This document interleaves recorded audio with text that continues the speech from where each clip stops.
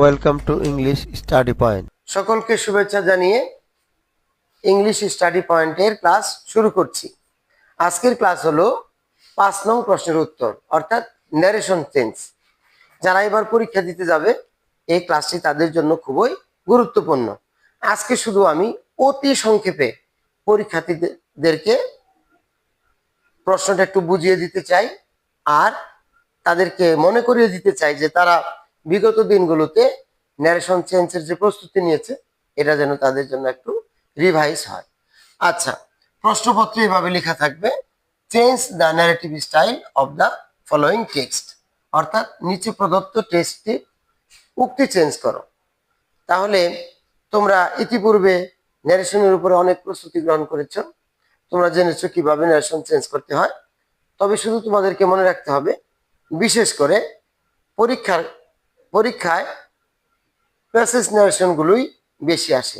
তোমরা বেশি বেশি করে প্যাসেজ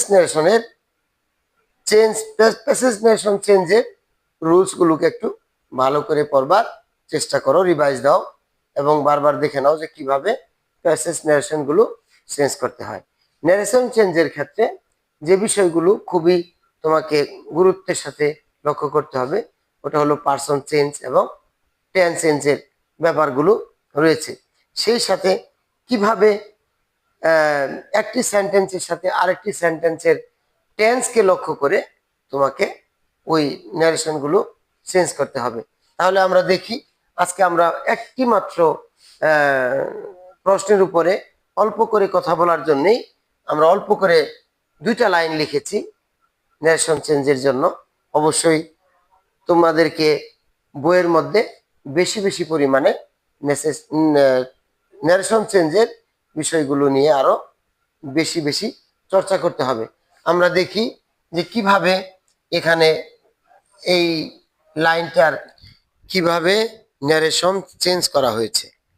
লক্ষ্য রাখতে হবে তোমাকে যে তুমি যেন রিপোর্টিং ভার্ব, রিপোর্টেড স্পিচ, এগুলো রিপোর্টিং ভার্ব এর অবজেক্ট, রিপোর্টেড স্পিচের সাবজেক্ট অবজেক্ট সবগুলোই তোমাকে সুন্দরভাবে লক্ষ্য করতে হবে এবং কিভাবে রিপোর্টেড স্পিচের সাবজেক্টকে চেঞ্জ করতে হয়, কিভাবে রিপোর্টেড স্পিচের টেন্সকে চেঞ্জ করতে হয়, এই বিষয়গুলো অতি তাড়াতাড়ি আর একটু রিভিশন দিয়ে নিতে হবে।